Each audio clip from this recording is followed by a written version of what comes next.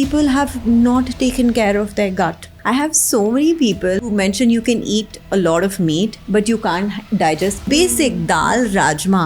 And they think that the problem is the dal and the rajma, not their gut. Why is it that so many gym trainers, personal trainers, nutritionists, health coaches out there tell people to eat paneer, eggs and chicken? Bodybuilding is a difficult sport, expensive sport.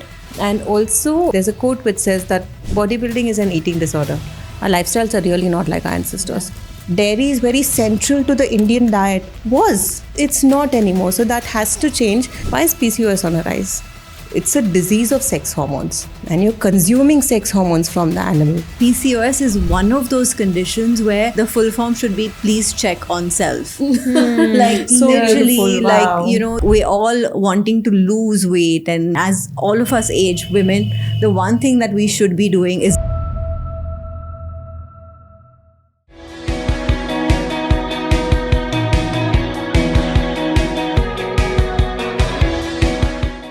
Today's episode is about something we all strive for: better health, more energy, and stronger, more resilient bodies. Joining me are two extraordinary women who've not only transformed their own lives but are helping thousands of people do the same. Today's episode is a masterclass on everything from gut health to hormonal balance to knowing what we eat and how it affects us. Roshni Aashti, thank you so much for joining me and welcome to Sustainability with Shreya. thank you, Shreya, for having us. Thank you so much. It's so nice. I've got to know you so much better through this podcast and everything that you're doing in terms of the work. Thank you. Thank you so much. You're Definitely so. trailblazers. Yeah. Really, thank you. Thank you so much. I'm very excited to dive into our conversation today. I know both of your profiles, and I think if I were to do the introductions, it would take me 2 hours each with all the degrees, with all the certifications, with everything you both have done. So I'm going to leave the floor to you. Please tell the audience a little bit about what you do and what got you here today. I'll start with you, Roshni, Aashti, whoever wants to. Okay. So I've been in the field of wellness and fitness nutrition for a very long time, but now I exclusively work in plant-based nutrition to help people with chronic autoimmune conditions. And we have it's a huge team of doctors, wellness coaches, mental health coaches, breathwork experts, psychologists, dietitians working with clients, because we realize it's so important, especially when it comes to autoimmune disease, to tackle it in a holistic front versus just the unidirectional. You can't do only medicine, you can't do only nutrition. It has to be very holistic. So yeah, we've set up our place in Bangalore. We have a clinic in Bangalore where we work with clients all across the globe to help them reverse autoimmune conditions. Incredible. What about you, Aashti?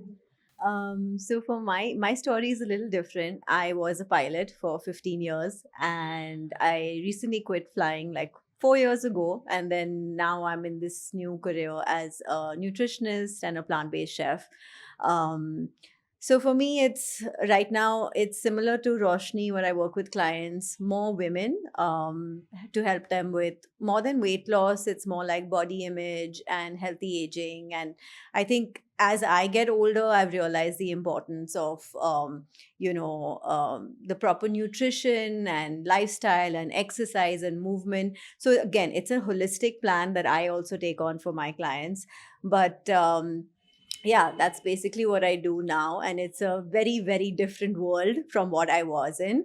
And when I turned plant-based and vegan, this is something that I wanted to do because I felt like when I was self, but I wasn't able to make an impact in people's lives.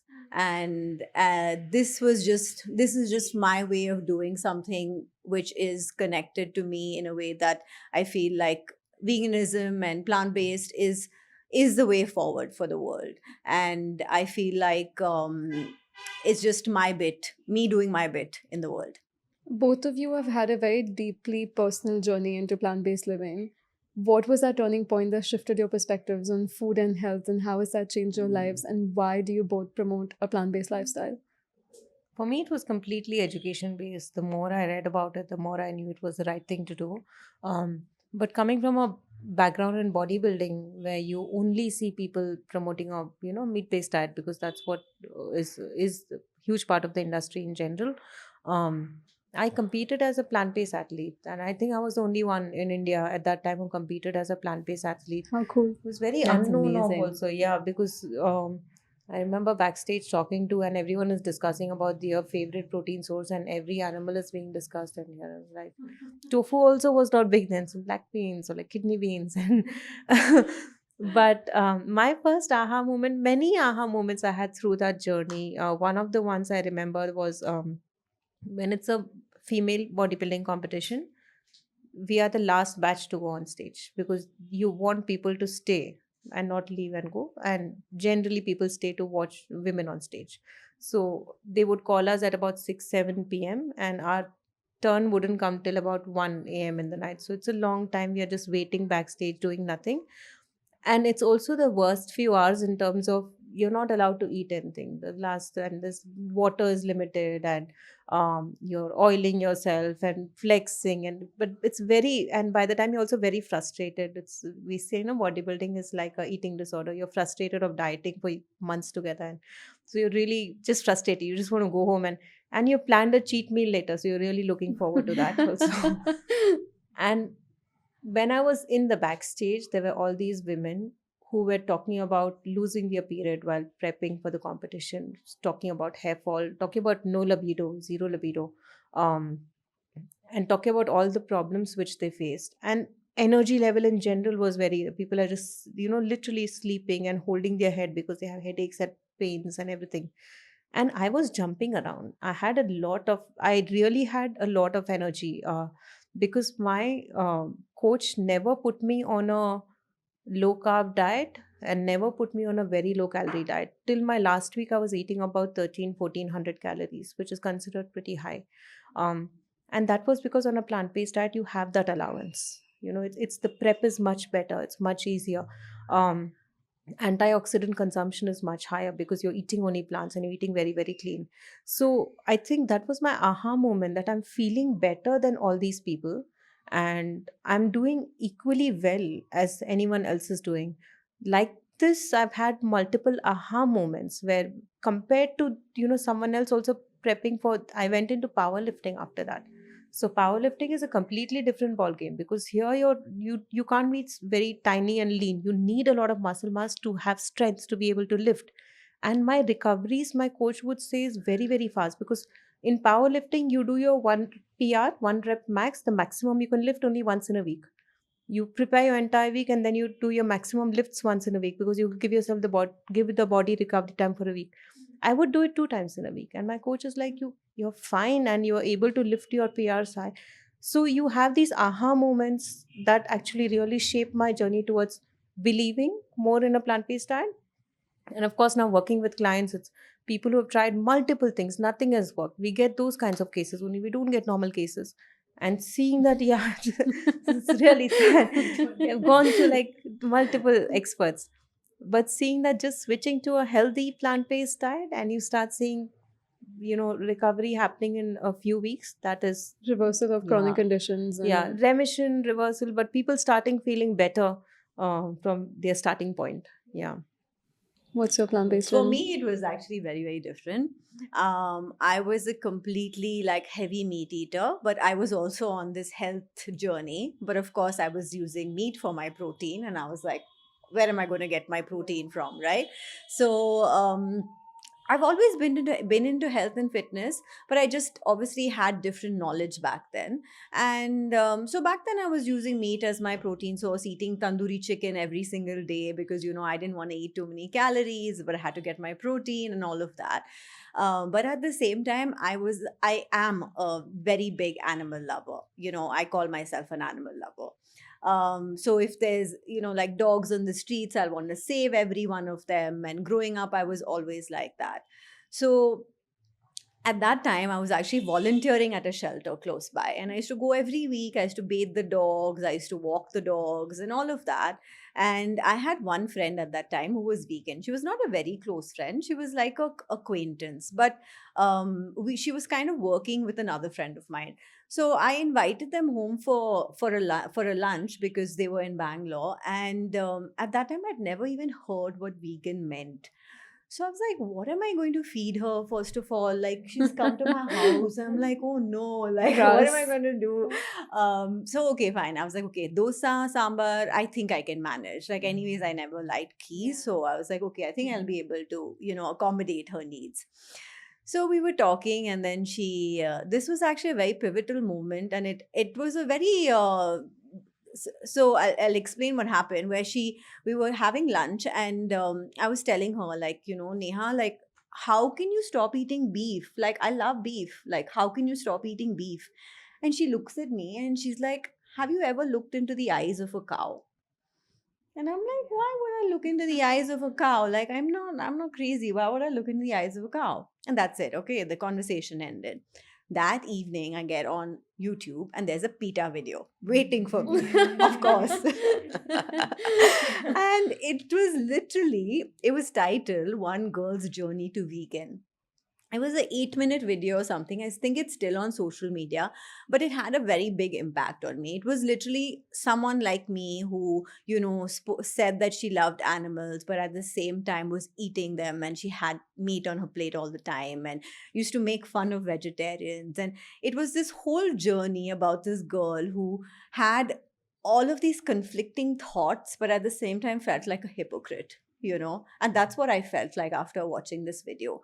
But I was like, on one hand, I'm going and doing this every single week, but then I am eating and, paying for the slaughter of these animals. This is not cool.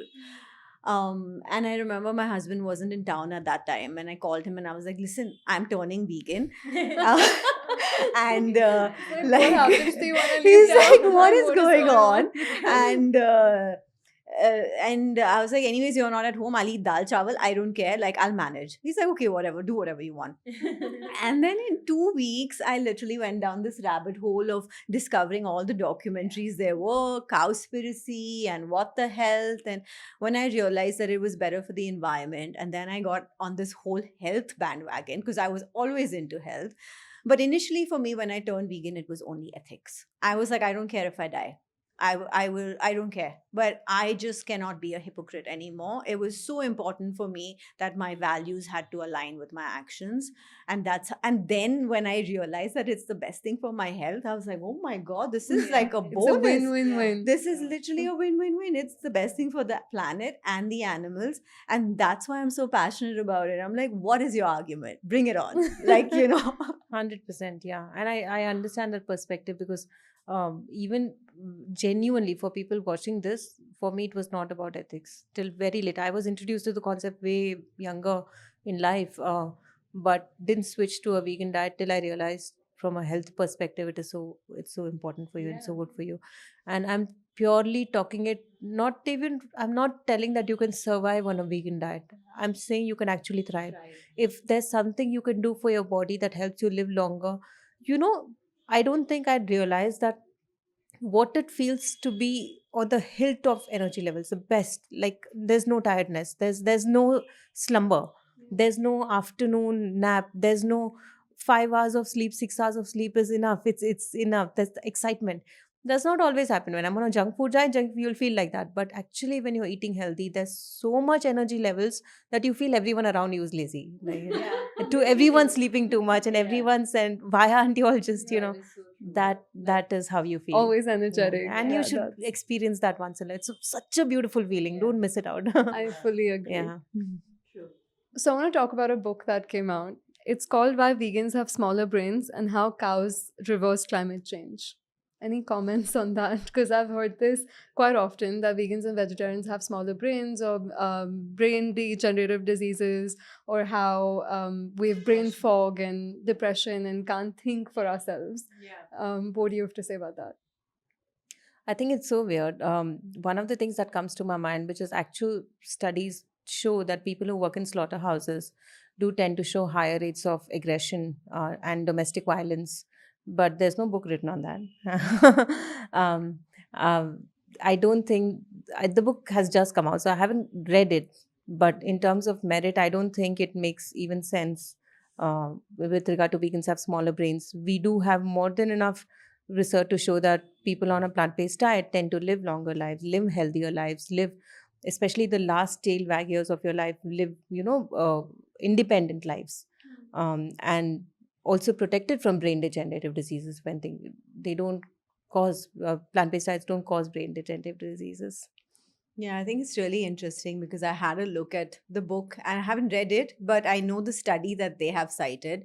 And it basically talks about a B12 deficiency. And a B12 deficiency basically does lead to brain issues. And that is not a vegan problem. I mean, most people here who are not vegan, vegans, non vegans, everyone has B12 deficiency. So I think that was the problem, that they basically correlated it and saying, oh, B12 deficiency means vegans have this deficiency. But it's actually something that everyone should be taking a B12 supplement. And I think that's the takeaway that we should all get from this. Like, hey, guys, yeah, it's funny that there is stuff that comes out like this, but it is serious as well. Like supplements, B12 and D3 at least are the supplements that all of us should be taking, if you're vegan or not. It's literally a now generation problem. No, we keep telling that we want to live like our ancestors. We want to live like our ancestors. Our lifestyles are really not like our ancestors. Anyone watching this video right now, when was the last time you had soil exposure? Actually had soil exposure. You went and you were gardening or you were playing outside. A little bit of soil in our hands, we want to sanitize. We live in a hyper sanitized world. And B12 is found in soil. B12 is not found in soil, it's made by microbes which is in soil. So soil exposure goes down, B12 deficiencies will kick in. It's going to be more and more. And it's vegan, non-vegan, everyone's problem. But saying that B12 deficiency is what leads vegans to have smaller brains, it's not it's not right. What about the weakness argument when people say if I go plant based, if I even switch to a vegetarian diet or become vegan, I'm gonna lose muscle, I'm gonna feel weaker. Is that true? There's so much nuance in this from the perspective that when you're looking at per bite calories in terms of plant-based food versus meat, dairy, or animal-based food, plant-based food is lower in calories. It's higher in volume, it's higher in fiber, it's lower in calories. So per bite, so your way of eating has to change. But more than that, certain nutrients which you're getting on a animal-based diet, for instance, creatine. Creatine is one of the nutrients which is found in the muscles of the animals, and when you're eating the animal, you're getting your creatine from there. Now, your body is extremely capable of making its own creatine, but our body is also very smart. It's not gonna utilize energy for a process when it's not required. So, someone eating meat, you're getting your creatine from outside. So, our body down regulates its production of creatine. It's not gonna make it because you're getting it from outside. But for people who don't eat meat, your body is making it on its own and more than enough. You don't need to supplement it or anything. But when you make that switch from an animal based diet to a plant based diet, some people do feel weakness, lethargy in the first few weeks because you're literally reteaching your body, how to upregulate the production of creatine and other nutrients also. It's only for the first few weeks. You should not feel weak past that. But generally, I tell this to people: when you have a fever, when you have a cold, when you have a cough, you're gonna, go to an expert. You will approach an expert. You will go to a doctor, and you will talk about your symptoms. You will show your symptoms. When it comes to making nutritional changes, we all feel that we are equipped enough to make them on our own. Yeah, go to a doctor. Yeah, exactly. So nutritionists are not people who work with obesity. Nutritionists are not people who work with, only disease management. Nutritionists from a maintenance perspective, because every generation is going to be different nutritional requirements. Your lifestyle is going to be different. As you start aging, your nutrition has to change. Once in a year, as a maintenance, invest in a nutritionist. Learn about how you should be eating based on your current lifestyle, your current energy exposure, your current age, everything. And having that expert guidelines will add years to your life. It's an investment. It's not even expenditure. Yeah. Yeah, I think that's really interesting because I see a lot of people who go plant based or change their diet in whatever way. And like she said, plant based foods are just lower calories. They're lower in calories. They're much, I mean, meat is more calorie dense. Like for me, I was eating a heavy meat diet before I turned plant based. And when I turned plant based, it was like, oh, I need that many more that much more food. It's more volume. It's obviously the same amount of calories I need, but I'm eating that much more food. And it may seem like it's very tedious to eat that much food, you know. And I think a lot of people don't realize that. They'll just switch. They'll be like, okay, I'm not eating my beef or chicken anymore, and I'll just switch it for like rajma or chana. And that's really not a nutritionally balanced switch. You have to make sure that you're still getting the same amount of protein and fat and everything. And which is why, like Roshni said, getting in touch with a nutritionist is so important. If you're doing it, do it right. Otherwise, you might get into issues later on. That's so true. I think people go to a nutritionist, to lose weight, thinking I'm going to go on a diet and I need someone like supporting me and guiding me. But we don't look at it as going to the gym or something that you do on a regular basis just to make sure that, you're healthy. That everything But is for fine. someone who can't afford a nutritionist, for someone, who finds it inaccessible or inconvenient to consult a nutritionist, is there something that people can do when they switch to a plant-based diet to make sure that they're on track and they're getting all the nutrients that they need? I think there are a lot of books out there, a lot of amazing books by doctors in the plant based space, and a lot of podcasts as well. I mean, I think we were talking about this earlier, how all of the information that we have today is all self taught. You know, we haven't really, I mean, we've done our courses, we've studied all of that as well, but it's a lifelong learning journey. We're always learning. There's a new study coming out every single week. And I think if you have that desire for knowledge right now, everything is at your fingertips. Yeah. Could you name a few resources? Well, my blog, I think, is number one in India right now for the niche of plant-based nutrition. So if someone wants, there's a lot of free resources just already out there on the blog. Every topic you can think of, if you write PCOS, there's at least 15 blogs and 15 different angles. I've covered PCOS or thyroid or diabetes, obesity management. There is a lot of resources just on my website. The top 3 books which I can think of, depending on your health conditions also, really. And when you say that, when people cannot afford going to a nutritionist, with the options we have available, and the vast majority of options, I think it's just a perspective shift. Everyone, once in a year, spending a few thousand rupees and consulting an expert is a perspective shift. I think when it comes to eating food, we all feel that we know the best, or it's just a Google and Google will give you a diet chart or a meal plan, which instant, if you go to ChatGPT and write a 1500 calorie vegan balanced meal plan, you're going to get it. Nutritionists don't do that. Nutritionist is understanding as per your lifestyle what suits you. For instance, I understand that it's a family of 4 people and the only meal you're having together is dinner. That's the only time the family is sitting together and having a meal. I cannot ask you to eat a salad and go to sleep. It's not about just what you're eating, even though maybe at that time that's all you should be eating. But for you, that is more of an emotional connect. Or for instance, if you're used to waking up to a hot breakfast, that psychodietics is the concept, that how your psychology towards dieting.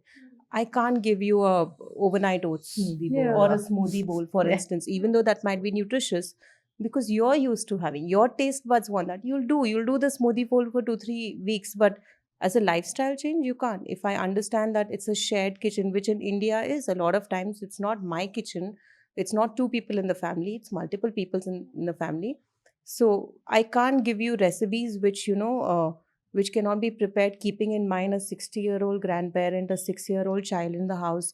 That is personalization. That's what nutritionists do. They don't give you a meal plan writing breakfast this, lunch this, dinner this. And that is a perspective change, that investment has to happen. But because you asked me about books, my number one favorite, which I think is an easy read for anyone, is Fiber Fueled. Touches into a little bit of everything. Touches because it talks about gut health, and from gut health, all our systems and how gut health impacts. An easy read, easy to understand book. The other one is Your Body in Balance by Dr. Neil Bernard. Again, touches on all diseases a little bit. And the third one would be How Not to Diet. How Not to Diet. It's pretty interesting because the concept. Michael Greger, yeah. All we've been taught about diet is calories in and calories out, and this is the first time he's challenging that belief. It's so much more than calorie counting. So it's a pretty interesting book also to read. Yeah, love him. And yeah, you're absolutely right, because I think when you go plant based in an Indian household, especially, food is being prepared for a lot of people, and then you become that, one extra Yeah. special person that changes need to be made for, and there's a different diet plan, and everything is cooked in ghee. So, for you, how do you avoid that? The food has to be cooked separately, and for a lot of people, that's a deterrent that stops them, the hindrance, right? Inconvenience that you're putting your family through, or maybe people don't even know what vegan is. My mom would be like, "Oh, I don't know what to make like vegan dessert." I'm like, "No, just coconut milk." It's really that easy. But that mental block of what can I do for you if you go vegan, I think it scares people. Like someone's hosting me and like I'm coming over. 10 years in, it scares my family till today. Like, oh my god, she's coming home. What am I gonna make for her? Yeah, So same. I think It's the that same. isolation and loneliness, but also feeling different, is also challenging. Yeah, I remember my partner, he's Punjabi. So when he told his parents, not his extended family, that I'm turned into a vegan diet, so I don't have dairy products anymore. And he went for a family get together and they had made a chicken curry for him. And they were very happy that, no, look, we haven't put any dairy products, it's a chicken. And I said, no. And they couldn't grasp the concept. What do you mean? Like, you don't eat paneer, you're not going to eat chicken, you're not going to, what are you going to eat? But it is difficult. And perspective shift. Once you start making these small, for instance, in my family, barring my partner and me, no one is vegan. 90% of the food cooked is vegan. And no one even knows about it. No one even cares about it because it's the same roti, sabzi, dal, chawal with those minor tweaks and switches which we've done. Um, or if a tadka with ghee has to be done, that's done separately for that one or two people who eat. Yeah. So Yeah. it's just a perspective. It's really not hard. You need guidance. You try to do everything by yourself, it's going to be overwhelming. But that guidance is required. Yeah. Yeah, I think most of our meals, anyways, in India, we're so lucky to have so much like plant based food available. Like most of our traditional meals, we can easily make vegan, especially in South India at least. You add ghee on top, you're not cooking in ghee. In North India, I know you cook in ghee, but if you leave that out, it's not that hard. you know and if you just swap the regular curd with vegan curd, or just not have curd, just make like a quick cashew cream, which is like blend up some cashews and add that as a cashew paste. There are ways to do it. You just, need guidance, or like social media, or reach out to like experts who have done it before. And you should look at her Instagram page. Oh my god. The It's recipes. Thanks for the plug. I can't. After 7 p.m. when I stop eating, I just don't want to watch her Instagram. It's I'm like, no, you're gonna make amazing me because hungry. she actually shows how simplicity and still elegance and still taste and still colors and everything, and that comes from passion. Obviously, she's very, very passionate about it, and food is very, very passionate. But I think one perspective also what people have is when you go vegan, you're restricting your food. It's only inclusion. When you're not vegan, the only milk you're having is cow's milk. Yeah, cow, buffalo, whatever. But you're not. When you go plant based, there are 99 different kinds of milk, and the combination. Like recently, we've become big fans of walnut sesame combination. We make our milk at home, and that's so amazing. That sounds That delicious. sounds Before Yeah. that, we were on almond and millet combination. Or so there's so many different things you can do, like endless combination. So it's a expansion, not a restriction at all. Absolutely, and I love that. But India has one of the largest vegetarian populations in the world. 30% of our population is vegetarian, if I'm not wrong. But the major backlash that I get for a plant-based diet is from vegetarians who cannot give up dairy. How do you Indianize veganism? Is there a context to veganism in Indian diet and culture? Because ghee, buttermilk, paneer is such a big part of our diets. Then tomorrow, if you actually have a serious disease, especially clients with autoimmune disease, some of them which I struggle with, you're jumping from biologic to biologic, drug to drug to drug to drug, because none of them are right now working on your body because of antibiotic resistance developed. So we have to realize that even though you think of milk as healthy 50 years back, the milk we are getting now, one glass of milk is not, it's not gaushala anymore, right? You're not going to the, so all the small gaushalas are sending their milk to one main center. Everything is mixed together. So in a glass of milk, it is said to have the milk of 100 different cows. Would you know which one is pregnant, which one is sick, which one is, it's such a mixture. That is definitely not healthy, right? I think what we need to realize is with changing times, we have to change our nutrients. You can't keep telling, I want to eat like my grandparents used to eat. My dad used to walk 12 kilometers to and forth only to school. 6 kilometers going, 6 kilometers coming. That was my dad. Grandparents, even more. My whoop, my metrics, it celebrates if I walk 6 kilometers. It gives me a you did it, because we are not covering that many steps. Yeah. And 6 kilometers throughout the day. And these were the people who were just this, it was far, transportation was not there. So we can't keep sticking to our ideologies of what used to happen in our past and continue to follow them. I think when you're looking at, dairy is very central to the Indian diet, was, it's not anymore. So that has to change, and you have to start understanding and realizing that you change it, you have to change it. Why is PCOS on a rise? It's a disease of sex hormones, and you're consuming sex hormones from the animal. It's a disease of sex hormones. PCOS is hormonal imbalance, right? So one is obviously even exposure to endocrine or hormone disruptors in the environment is much more than before. We are exposed to more chemicals than before. But why consume sex hormones? That's something which is in your control. And also when people say, okay, from today onwards I'll stop having milk, I tell that's not sustainable. Don't do that. Switch to alternatives. When you open your fridge, you should have you say no, I won't have chai. But if you open the fridge, there should be a plant-based milk in case you feel like having chai. So switch to alternatives. Make it at home. Don't need to buy it from outside if you don't want to, if it's expensive. But there are some fantastic brands which are very, very good, very, very clean. And one other thing which I keep telling, they look at the ingredient label and says 98% almonds and water, 2% stabilizers, or 2% emulsifiers. Or A some dairy seed milk, oil. exactly, or something. Dairy milk has so many growth and sex hormones, but they don't write it on the label. Yeah. So I don't think you should fear that 2%. But even if you don't want, there are very healthy, clean brands available outside, or make it at home. But make that switch. Yeah. And I see that it's very easy for people to just give up drinking raw milk as it Yeah. is, but other forms of milk, such as if it's fermented, Yeah. dahi or Yeah. ghee, Yeah. they're considered purer forms of milk. Yeah. Is there contamination in that as well? Yeah, of course. Like, I mean, if the original source is contaminated, obviously anything that you're making from it is going to be contaminated. So I don't understand that as well. And okay, yeah, dahi has probiotics, great. But like, so does kombucha, so does homemade, like, vegan dahi. That has probiotics as well, you know. So if you're having something for probiotics, I feel like, why don't you do it the best way? Make your own soy milk dahi. I mean, that's very easy to do. I think we were talking about this Yeah. earlier, how easy it is to make your own dahi. I mean, on Instagram, I post recipes. I recently posted a recipe of like a coconut yogurt, made with literally like tender coconut flesh. Really? Yeah, and I cashews. wanna try that. And it came out so well. I love peanut curd as well. It's my Yeah. favorite form of dahi. Yeah, and I think it's not that tough, but you have to understand that what are you using it for? Are you using it for probiotics? You can get your probiotics from other sources. I'll give you two different perspectives on this. Number one is with regard to ghee. We've come from makhan to ghee, and that itself is a big change. And reason being, makhan was churn butter. Churn it for 40, 45 minutes, you keep on doing, and you get the makhan. So when you're churning, heat exposure is not very high, correct? Because you're churning, it's not exposed to gas. Anyone who makes ghee at home knows this, that when you make ghee at home, it takes 40 to 45 minutes of non-stop heating the butter. Yeah. And then you have the charred layer on the bottom.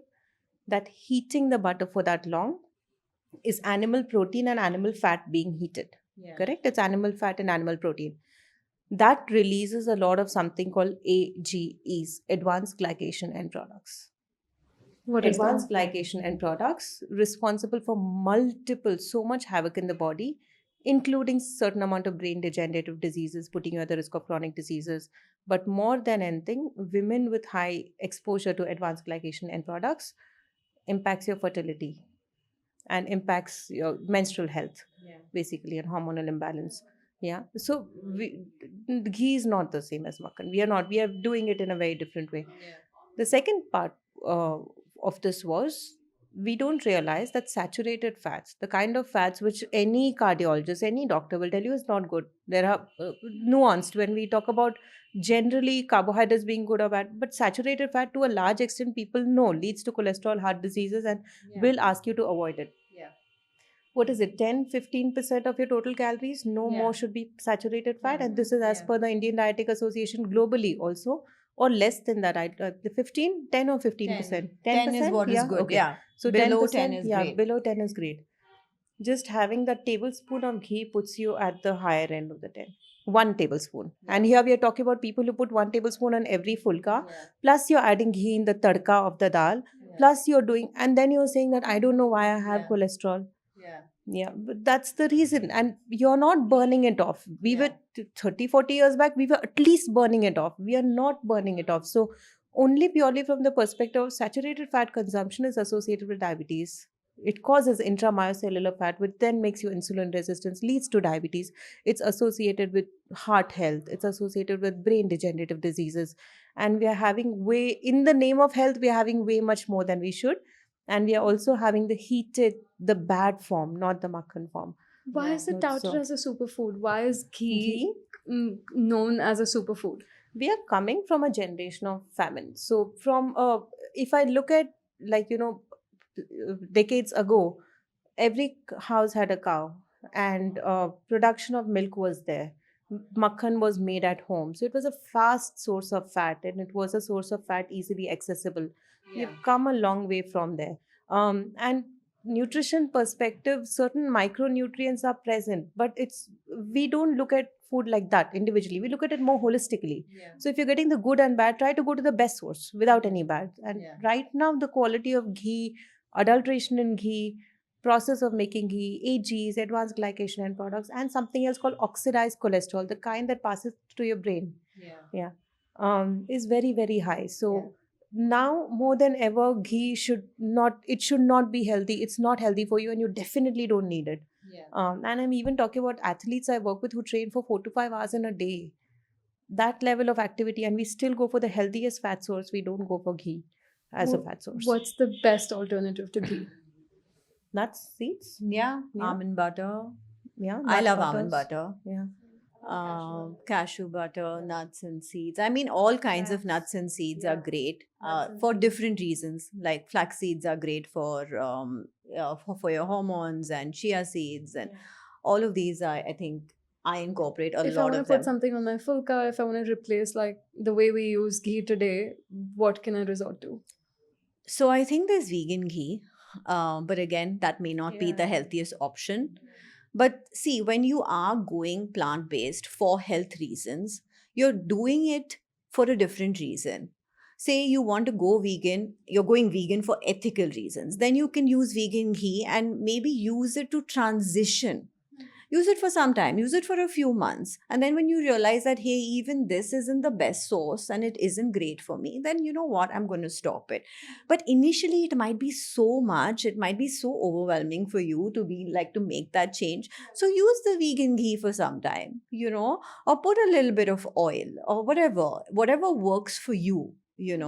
But like for me, I never understood the obsession with ghee. For me, I never understood it, so I don't get it. But like, I think if someone has it, vegan ghee is fine for some time to transition, right? Yeah, I agree. From a health perspective, no, your fulkas don't need ghee. You're not working in the farm. You're sitting in AC rooms. You're not doing a lot of physical activity. You really don't need ghee. Fulkas really don't need ghee. And it's like when we made Chyawanprash, a very big thing. And when you look at the ingredients of Chyawanprash, there's a few herbs, but a lot of it is just sugar in the form of gulkandan. It's not healthy for you. We're looking at it more holistically. So fulkas don't need. Just coming to the plant-based curd, because we touched upon that earlier. If I have buttermilk at my home and if I have buttermilk outside, I'm going to find a taste difference. Even though if let's say both are made with dairy, I'll find we are at Just Be today and she makes amazing buttermilk, and my family loves it so much. No matter how much I try at home, I can't match that. She does. She's a very, very good buttermilk and masala chai. You should try. It's really good. I have no idea. That's peanut. Yeah, I peanut have curd. no idea. But basically, the easiest way to integrate when you're trying plant-based curds for the first time, Don't do the regular buttermilk. Do like a masala chash or a masala like curd rice, the South Indian style curd rice with the tadka, because the spices will mask the flavor of the That's nut. true. Yeah. Yeah. Especially peanut, I feel, has a very Especially, strong yeah, it flavor. does. Yeah. And then you get used to it, and then you're okay with, with or without. So Yeah. Allah, if don't look further, it has to taste exactly like I used to. Yeah. It won't. Yeah. Yeah, that's two different people make chai, their chai will taste different Yeah. also. So Yeah. it's not going to taste the same, but allow yourself the transition time and use herbs and spices as that vehicle to help you transition. That's true. Yeah. I think another thing I want to just add about that, it's very important to know that there is a transition time. It doesn't have to happen overnight, and our taste buds change. We are so attached to our taste buds and we think that they're going to be with us forever. But you stop something, you stop sugar for 1 month and you start having it again and you notice the difference. Yeah. Or So, salt. for that yeah, it's or more. salt. Yeah. So just train your taste buds and always have the motivation behind what you're doing at the back supporting you. Like, say, I'm doing it for my health, I'm doing it for the animals, I'm doing it for the environment. Whatever your reason is, that is going to help you move forward every single day. Especially young kids struggling with menstrual health, don't take in the extra growth and sex hormones from paneer. Switch it for healthier sources. Tofu, interestingly, has isoflavones. Isoflavones protects you against cancers later in life, but also tofu consumption in your 20s and 30s, tofu, soybean, soy consumption in your 20s and 30s limits menopausal symptoms later in life. So Japan, for instance, with very high tofu, till very recently, dairy was not a part of the diet. Meat was there, but that 10-15% pescatarian type of diet. Um, they did not even have a word for menopause. They did not have a word for hot flashes, which is very normal. I don't know They that. don't have cramps. You have your periods stop. It was like that so much. But now with obviously, globalizations, you have a lot of McDonald's and chains coming in, and dairy consumption generally has gone high. Women are struggling overall. But I know my mom's menopause just came and went, and we were all like preparing, because first of all, it just wouldn't come. We would because she had passed her 50s, 55, 56, and she didn't get her menopause. And we were every time we would travel, we would get these pre-menopausal multivitamins. Yeah, yeah, the menopausal multi. We were all preparing and waiting for it. It just came and went. No hot flashes, no. And being from someone who sees a lot of clients with hot flashes, I was ready that it's going to be mood swings. Everyone be ready and be supportive. But she didn't have anything. And tofu consumption in our home generally, from when I've turned plant based, is very, very high. 1 or 2 servings per day, 1 serving minimum, not in the form of tofu. We do soybean, we do South Indian soybean recipes. So we do soybean sundals, we do soybean and sambars. Today morning they made soybean akki roti, which was, we find ways to add, soy and tofu in the diet generally. She drinks soy milk chai only. Yeah, so we've made those small switches, but menopausal symptoms become much easier when soy consumption is higher in the first. That's so true. Like with tofu, again, there's so much fear around tofu, and like she said, isoflavones and phytoestrogens. So soy Not also has estrogen, the not hormone. estrogen, the hormone. Soy has phytoestrogen, which is plant-based estrogen. Now, the thing with phytoestrogen, it's very easy to get confused and be like, okay, phytoestrogens increase estrogens, but actually that's not true.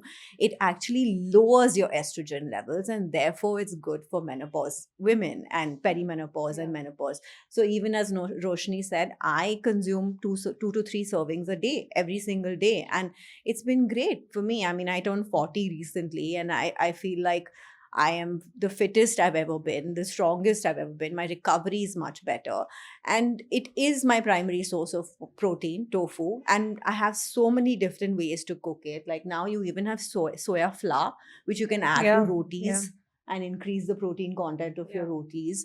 I have soy milk in the morning with my smoothies. In the afternoon, it's like air fried with some soy sauce and chili sauce and, something like that. In the dinner, we make it like just like a regular paneer recipe, like a gravy with chapati. And there's so many different ways to have it. So I just think it's such a versatile ingredient. And once you start experimenting with it, like all of us have smiles on our face when we Yeah, talk about tofu. absolutely. Because I never liked it to begin with in the beginning, because I think I was just consuming raw tofu that was not flavored properly, that was not cooked properly. But when you learn how to cook it and eat it in the right way, Yeah. anything with tofu, it's my go-to. Like when I see tofu menu, I genuinely get excited. Like you see my eyes light Yeah. up. One thing is, stay away from processed soy. So I don't suggest soy chunks. I don't suggest the Nutella, which you get in very Same. processed and Yeah. very, it's not good for your health. Yeah. And in the name of going healthy, don't eat that as a Yeah. protein source. That would not be And right. that's the funny part, Yeah. where Indians eat so much more soy chunk, but you tell them to have Exactly. tofu, Yeah. And they run away. Yeah. And they're like, no, no, no, Man we boobs. don't want to have Yeah. tofu. Yeah, man boobs, testosterone, breast cancer.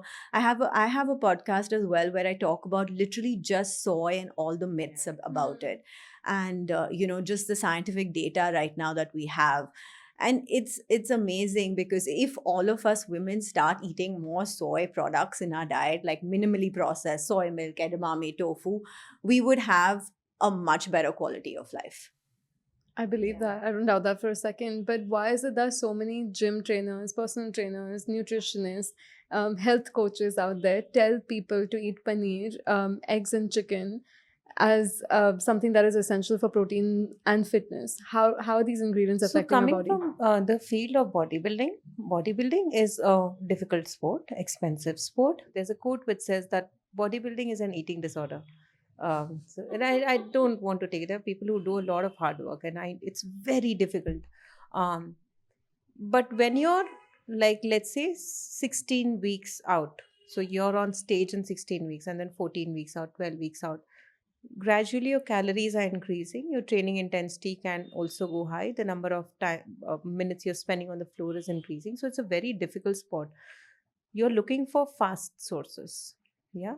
Now when someone is competing for bodybuilding, most likely also is you might not have the greatest gut health. Most likely you're not going to have the best gut health, because you're not increasing a lot of diversity, fiber is limited, you're playing around with the water, especially closer to the stage. um, Plant-based protein sources like legumes and pulses can trigger the gut because it has fiber, but when you're having chicken or eggs, it doesn't have fiber. But ask yourself this question: when you're exercising with the gym trainer, are you 16 week out of stage? Are you planning to compete, or are you looking for longevity, good health? And muscle gains is different, competing is different. They are two different things. Okay. Aesthetically building your body, chiseling it in a way that makes you win the first prize, Yeah, is different. totally different. Gaining muscle mass as you gradually, grow older is different. They are two different things. But if I were a bodybuilder, my entire life was about bodybuilding, that's what I'll teach people who I'm working with, right? Because I have changed my perspective on nutrition so much, because I started off working with bodybuilders when I was helping people compete. I started off, then moved towards people in different sports, different athletes, then moved towards weight loss, then moved towards mental health, people with bipolar, and at every stage I had to tweak the nutrition plans. Now I exclusively work with people with autoimmune diseases. And at this point, the entire focus is very different. So I'm not looking at a high protein diet, but it's going to change. So ask yourself, what are your goals? If your goals is especially good gut health, no eggs, no chicken, please. Please, no eggs, no chicken. They're very, very inflammatory. But more than anything, we consider um, red meat. Most people will agree with that. Red meat is not good for your body, heart health, but also leads to cancers, stomach cancers, and different kinds of cancers.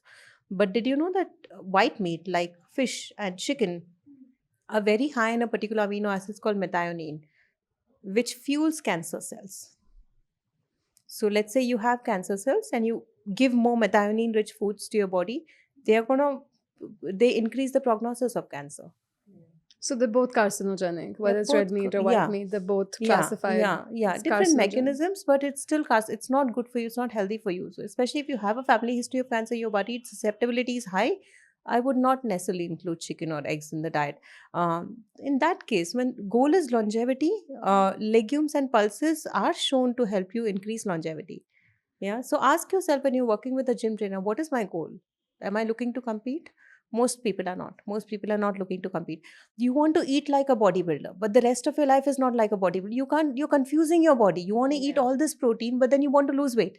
You're confusing the body. So And that we are needs to change. going to the gym for 1 hour and then you're Yeah. sitting and working for the 23 rest of hours is sedentary. 23. Yeah. I mean, Exactly. we're not really burning those calories, Yeah. you know. Yeah. So I Um, think from a bodybuilding perspective, cheap source of protein, that's the goals are very, very different. Gut health is not the best. There was one survey, I think it was not a thing, but it said that average bodybuilder's lifestyle is 48 years. You willing to trade that Lifespan in? is 48 years. I mean, I'm not going to blame it on animal protein. There's a lot of steroid use and testosterone. It's very, lifestyle in general is not the best.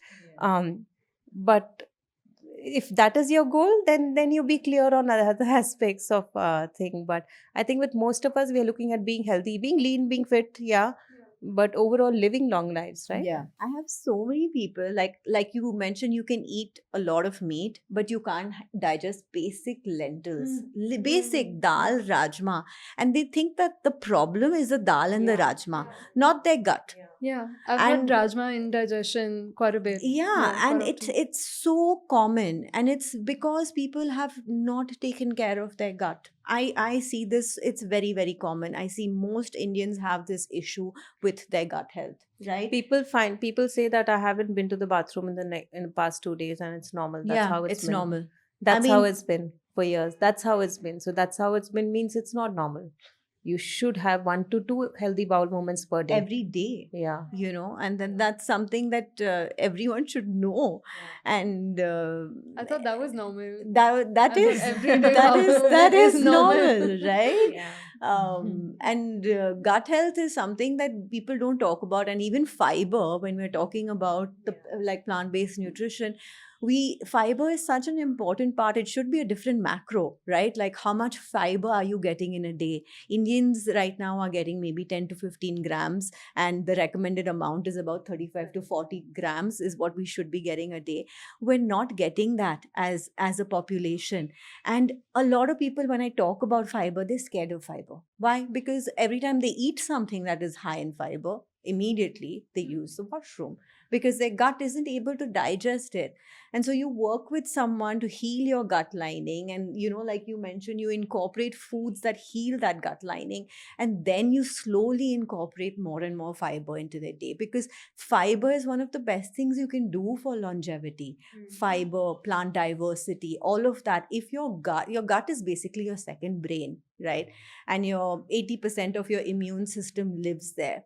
So if we want to live a disease free life, you know, the gut should be the foundation of our health.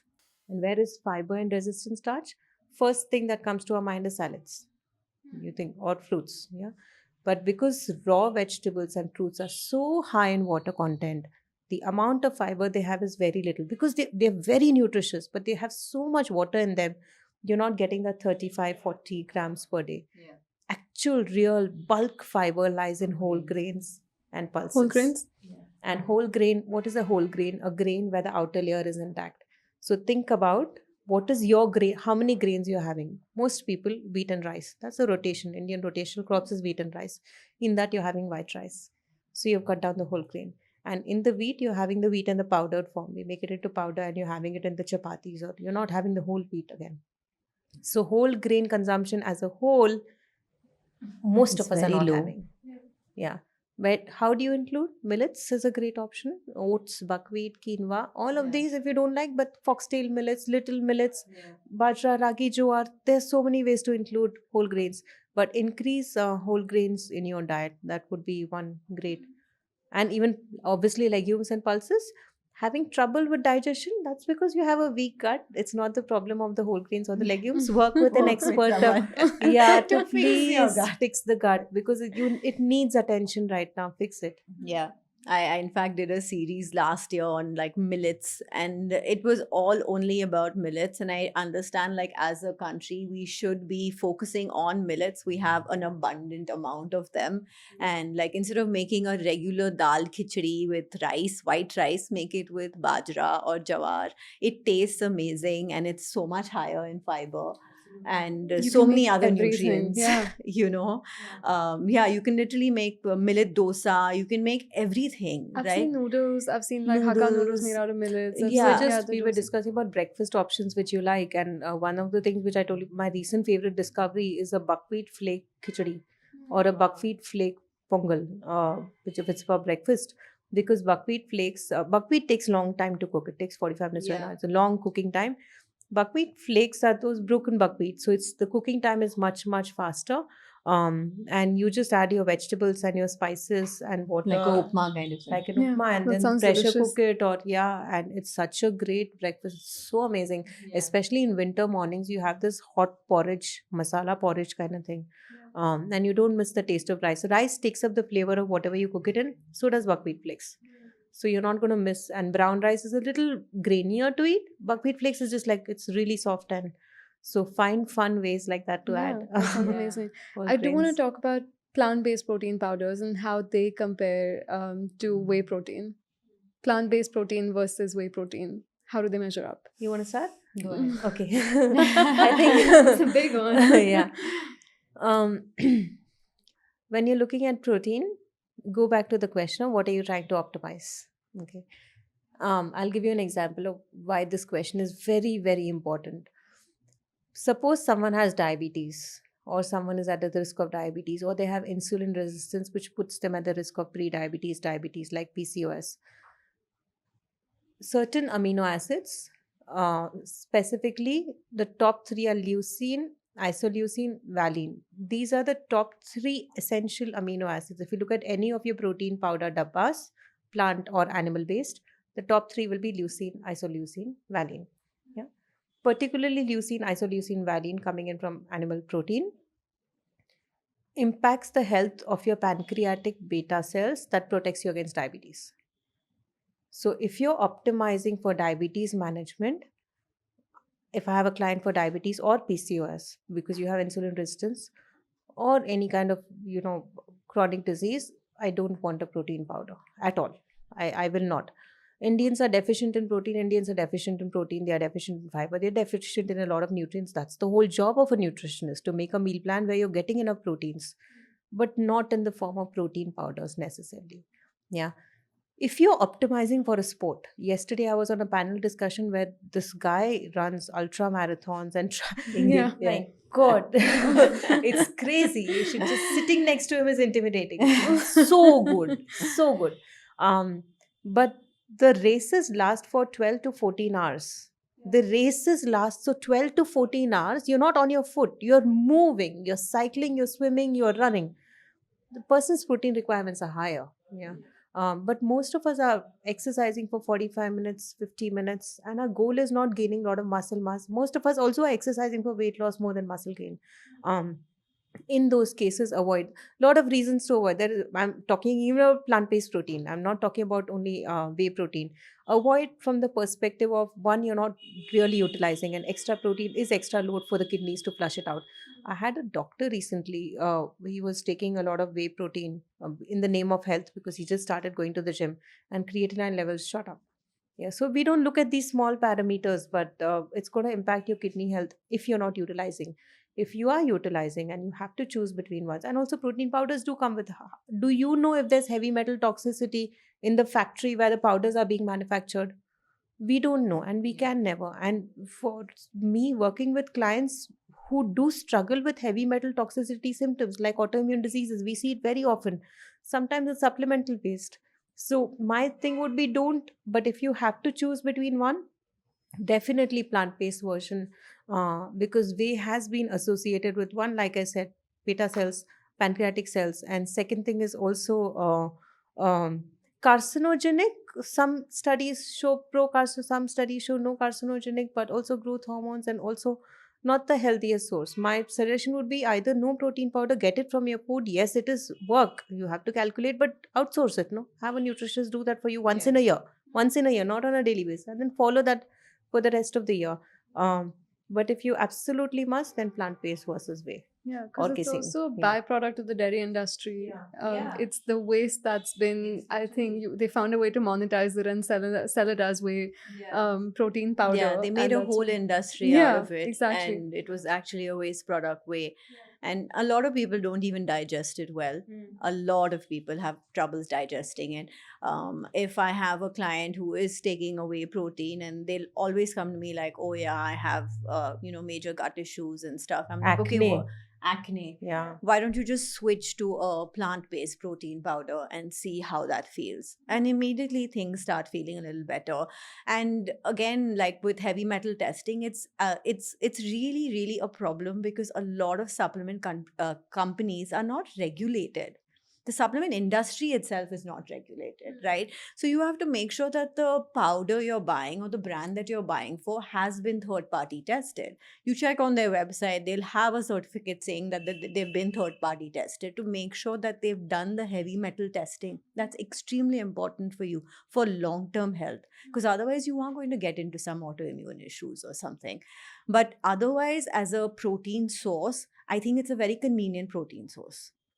For me, when I was when I was flying and I was traveling, it's great to just make a smoothie with some plant-based protein powder, and I'm done at least with my breakfast. It's a convenient source of protein. It digests really well. And if you pair it with like fruits and vegetables and a good fat source, you have a complete meal which is going to satisfy you for the next few hours. And for someone who is looking to build muscle, especially as you age, I mean, as all of us age, women, the one thing that we should be doing is resistance training, right? Like we're all wanting to lose weight and be thinner, and that number on the scale is so important. But more than that, it's about lifting in the gym, going to the gym and lifting heavy weights and doing resistance training, because I think muscle is so important. Even like there are studies saying like 1 kg of muscle helps you regulate your blood sugar much better than if you didn't have the muscle.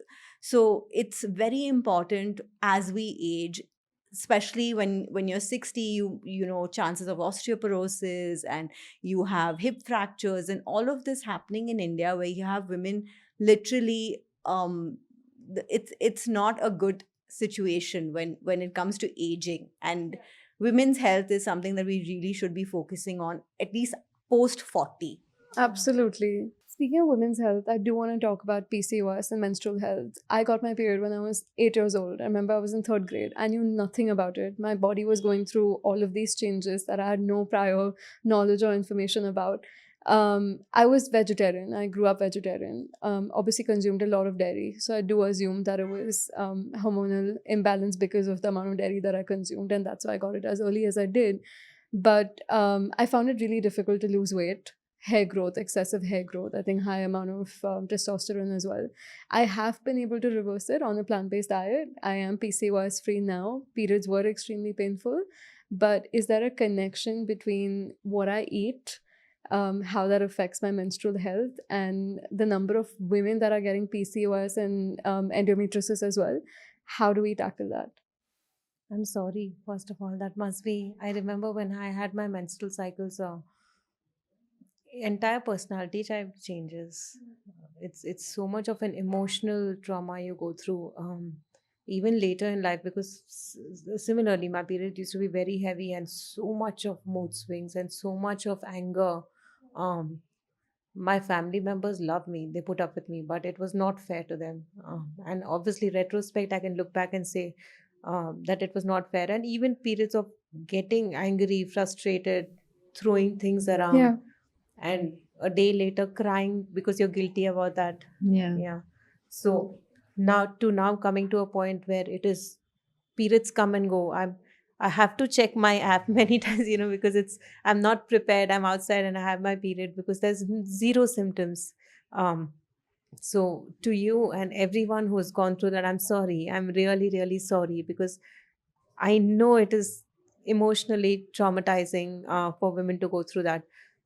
But also telling that, just like you shared with your story, it is very much possible to not have any of that. It's very much possible to have extremely painless, seamless periods, regular periods, of course, pain-free periods, and it's possible to reach there.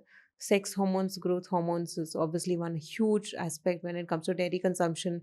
I come from a Gujarati family, so I remember that no matter what dinner was made at home, because I was underweight, every single day there would be like a cup of khichdi with 3 to 4 tablespoons of ghee in the night given to me. And milk was mandatory. You don't leave home without drinking milk. And my parents did the best they could based on their understanding. And dairy consumption was very, very high in the house. And now looking back and thinking about it, it does cause a lot of damage in terms of your physical health. So any parent out there, your child is struggling with symptoms of PCOS, one thing you want to start looking into is dairy consumption, especially in today's time. It's huge. Women struggling with PCOS who tend to have an affinity to gain body weight, because I see women with PCOS, and then, literally, I've had episodes where if it's a weekly call with a client, getting on the call, 30 minutes, the client is just crying, tells, I'm feeling much better, thank you so much, and ends the call. No conversation happening because there's no other avenue to vent out. And women are very quick to blame themselves that I wasn't able to stick to the diet. I gave in to my cravings. I'm not good enough. I did not go to exercise. I'm not putting in the hard work. But you're not understanding that so much is happening because of your hormonal imbalance, has nothing to do with you. Especially with PCOS, you have excess sex hormones. That's what's causing. Sex hormones in the body have a way of being flushed out naturally. And the flushing out process is through this binding protein called sex hormone binding globulin, SHBG. So today, if I have too many sex hormones, my body has a natural flush out mechanism by letting these scavenging proteins go around. Sex hormone binding proteins bind to the sex hormones, and through the urine and feces it passes out. Women with PCOS have lower levels of SHBG. That is continuous flow of sex hormones, and there's nothing helping them flush that out. Now, these sex hormones have an affinity to hold on to body fat. Because of excess sex hormones, you have more body fat. So I'll make a circle. Visualize this. Sex hormones causing body fat. Every single cell of fat in the body is not just a fat cell, is also a hormone making factory. These fat cells are pumping more sex hormone into the system. Sex hormones are causing more It's a body vicious fat. cycle. Vicious cycle. These yeah. body fats are pumping more sex hormones into the system. My body's natural mechanism to flush out the sex hormones is SHBG. Women with PCOS have low SHBG. So this cycle continues and there's nothing flushing it out. One way a plant-based diet works is plant-based diet is the only diet which is high in fiber. Fiber is only found in plants. No animal has fiber. Just like animals have blood, blood is a component, plants have fiber. It's not found anywhere else. Fiber acts as this binding protein. So the more fiber you're eating, more fibers binding onto elevated sex hormones and helping you flush it out of the system. So if you just switch to a high fiber, and what happens with PCOS, especially with obesity, you're thinking it's because of the food I'm eating, I'm going to eat less and less and less. Less food is also less fiber, no? You're not eating fiber, right? So if you're eating 1200 calories, 1100 calories, 1000 calories, 800 calories, you're also consuming less fiber. So you're doing more damage to your body, but by not allowing yourself to eat foods which will actually flush out the sex hormones. So one thing which would work the best with women with PCOS, a high fiber diet. Yeah. And eventually over time, with the right foods, SHBG levels will rise. Then your reliance on fiber will not be as much. And that will go up. But till then, a high fiber diet is the best approach. So don't blame yourself that it's because I'm eating too much that I'm gaining weight, or I'm not exercising enough, or I can't stick to a plan, or I'm giving into my cravings. Understand it's so much your hormone. That episode you had where you yelled at everyone in the family and next day morning you felt bad about it. You can't be two personality types. You can't be an angry and a guilty person. Inherently, you're a beautiful person. You had an episode, that episode was because of hormonal imbalance. And that freedom, just give yourself, allow yourself that time to understand that it's not necessarily you. to make the change on the other side, eventually you'll come to a point where there's no hormonal imbalance. It's just periods comes and go and you are just you. But till then, don't be so hard on yourself. That's beautiful. Thank you for sharing that. I wish I knew that as an 8-year-old girl. That's why I got emotional when you said that, because I couldn't go to school. I threw up every day. Like the first day of period was so painful.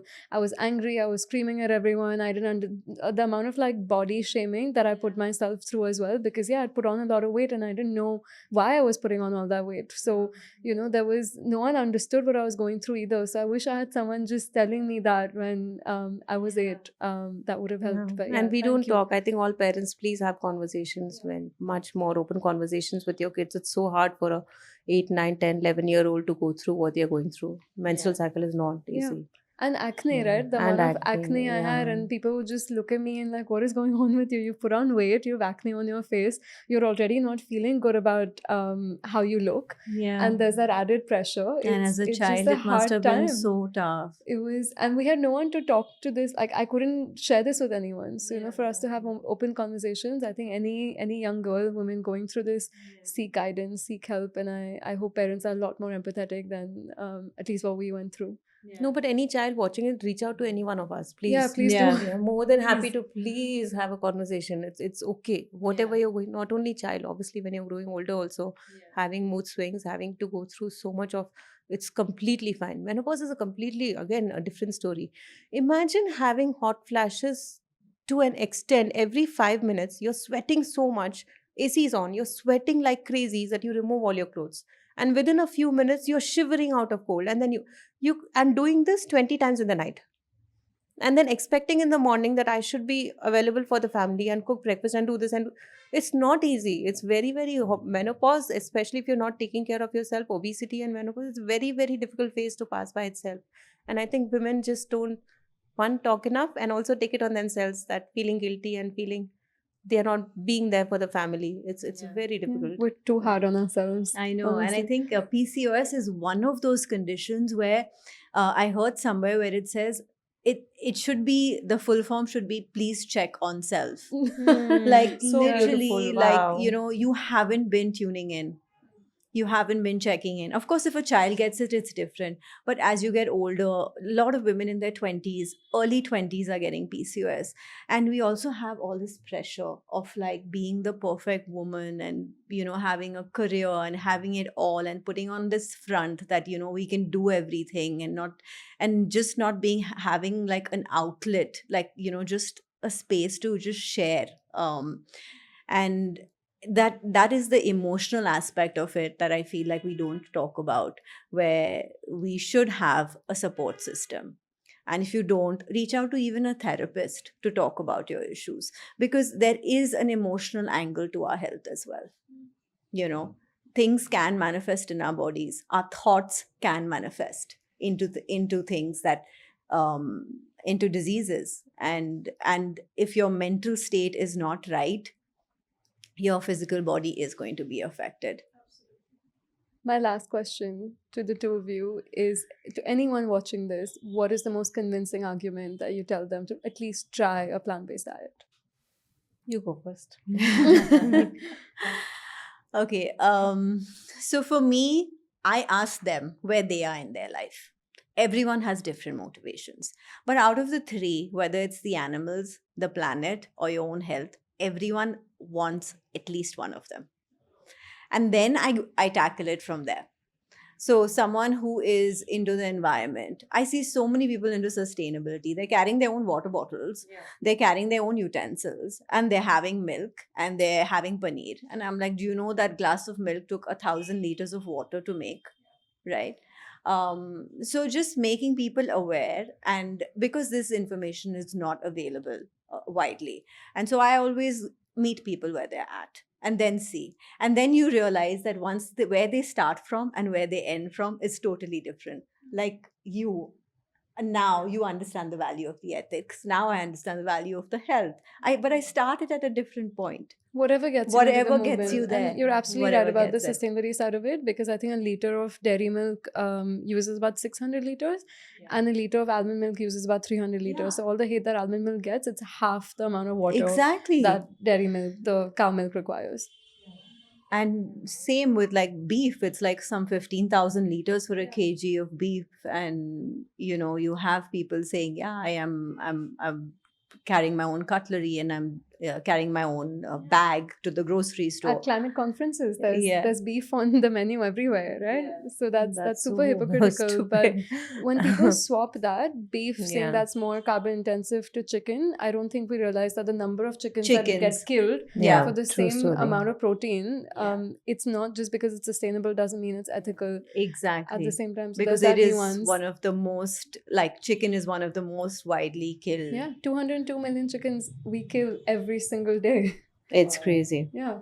But there's not. I think everyone should have the experience of having a fit body, and that does not mean spending hours in the gym. It's really not that hard. Feeling fit and feeling amazing is very, very easy. And you're not losing anything when you're switching to a plant-based diet. You're only gaining a lot of the alternative diversity options available to you. So with most people, for me, it was a big fear. If I give up milk, I'm not going to get calcium, I'm not going to get protein. And that's so much in our ethos, no? You're always told that. For years after I went vegan, I would get this, my little toe would fall sick, and parents are like, it's because of your diet. You're not doing this right, So it's that fear. And very confidently, I'm here telling you that you really, really, really, really don't need it. You don't need milk. You don't even have to switch it with plant-based protein or anything. Mindful eating choices, and everyone should experience feeling healthy, should experience having a healthy bowel moment, should experience pain-free periods. Everything we discuss, we should experience that once in life. It's so beautiful, and that should be enough to start thinking about making the switch to the extent you want. I know a lot of people say, but I get my milk from gaushala, and then when you're going out, you're eating paneer in restaurants, and yeah. So if that is the thing which your argument is, will you stop eating dairy when you step out?